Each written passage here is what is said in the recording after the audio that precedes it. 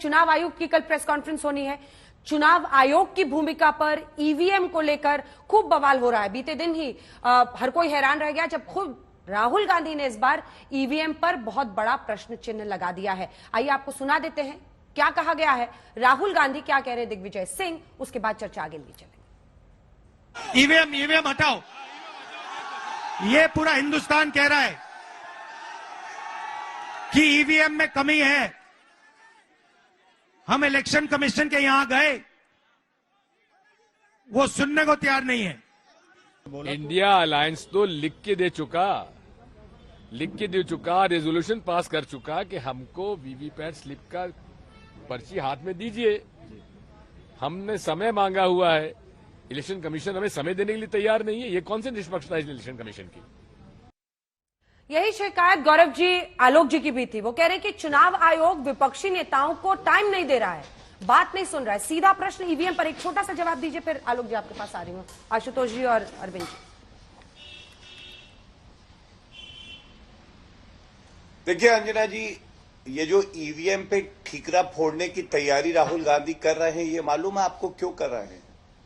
राहुल गांधी बहुत नर्वसिया गए हैं, बहुत नर्वस है।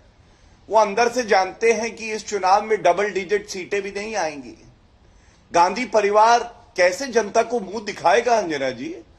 जो पार्टी कभी भारत की सबसे बड़ी पार्टी होती थी, वो डबल डिजिट की पार्टी भी ना बने, इसलिए ईवीएम पे ठीकरा फोड़ने की तैयारी है। मेरा सवाल वो है जो जनता पूछती है।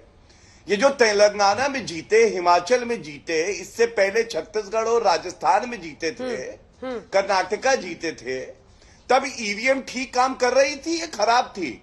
क्योंकि क्या अंजना जी, आज तक जो कि सबसे तेज चैनल है, आपने कभी देखा कि तेलंगाना के परिणाम आने के बाद ये लोग गए हों इलेक्शन कमीशन ऑफ इंडिया से कहने, या पत्र लिखा हो कि ईवीएम को बदल डालो, ईवीएम बहुत खराब है? दूसरी बात, इलेक्शन कमीशन ऑफ इंडिया ने 2 साल पहले चुनौती दी थी सभी राजनीतिक दलों को कि आइए और दिखाइए कि कैसे ईवीएम खराब है, ये हैक हो सकती है। आपको मालूम है कोई पहुंचा ही नहीं वहां पे, नदारद हो गए थे वहां से।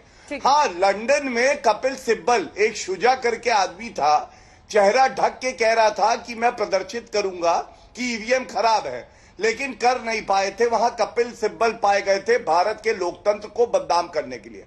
आज सवाल अंजना जी ये है, आपने कांग्रेस के प्रवक्ता से सवाल पूछा, उन्होंने कांग्रेस की उपलब्धि 55 साल सत्ता में रहे नहीं बताई।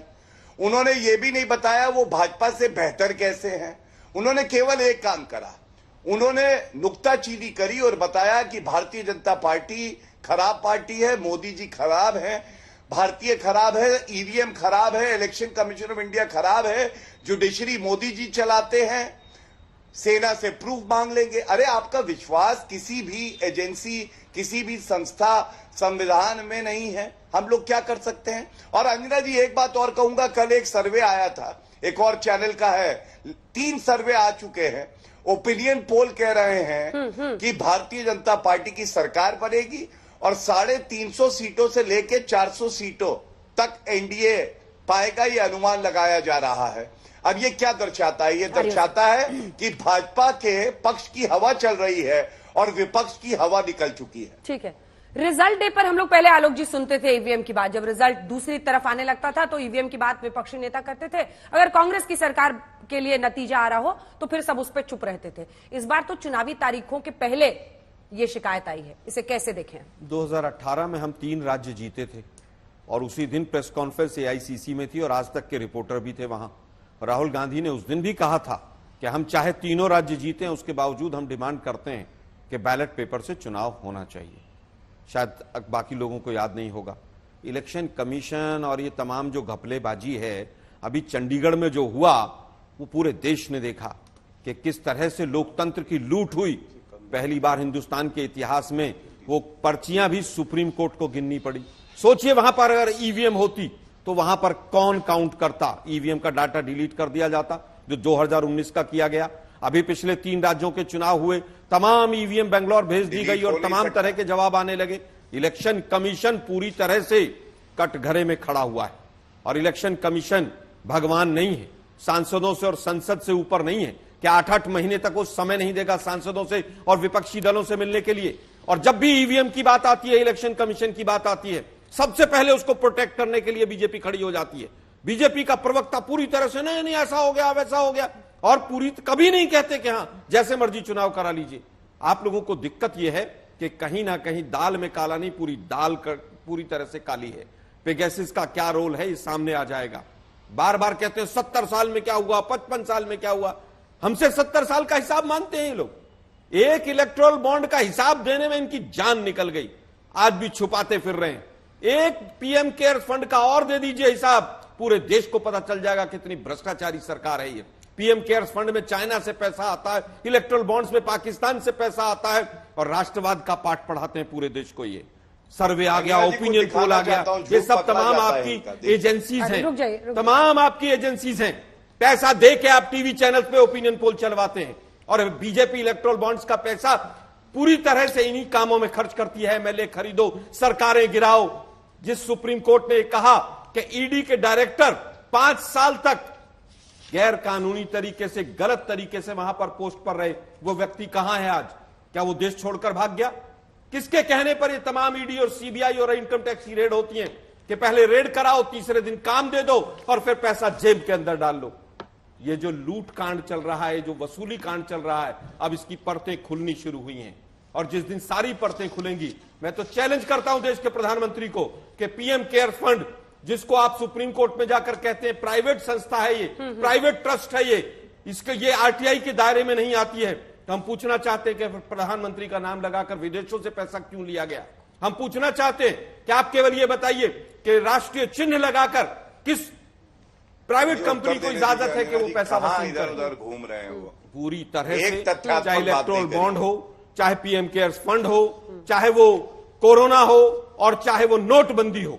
इस सरकार से ज्यादा भ्रष्ट सरकार आज तक नहीं आई है। गौरव जी, मैं सिर्फ 30 सेकंड आपको दूंगी क्योंकि बाकी 2 मेहमान तब से इंतजार कर रहे हैं। मैं जा ही नहीं पा रही हूं आप दोनों की लड़ाई में। नहीं, हमारी कोई लड़ाई नहीं है। कांग्रेस की लड़ाई है जनता के साथ, जनता को कोसने की।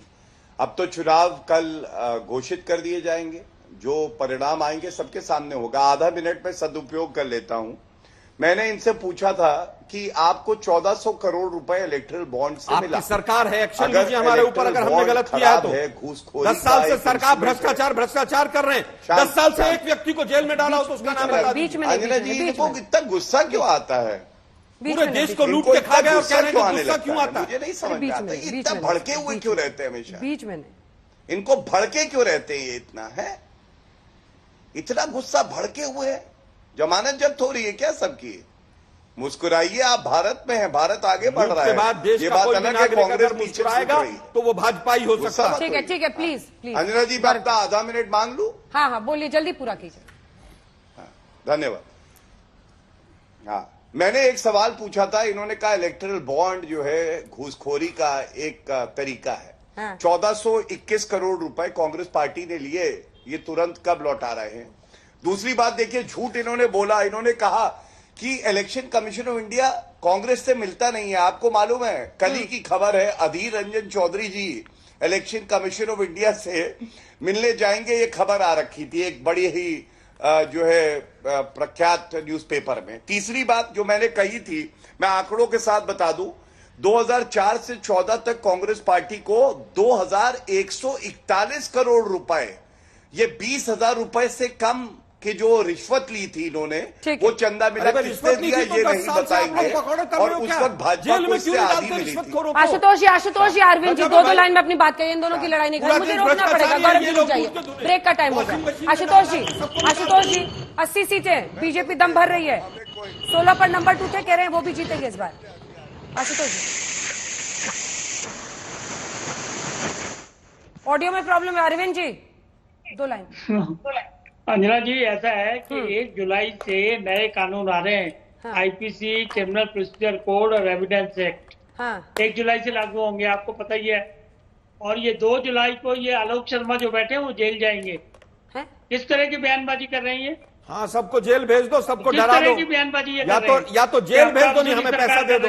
गजब है भाई। नहीं, गजब है भाई, अब तो वसूली हो रही है क्या?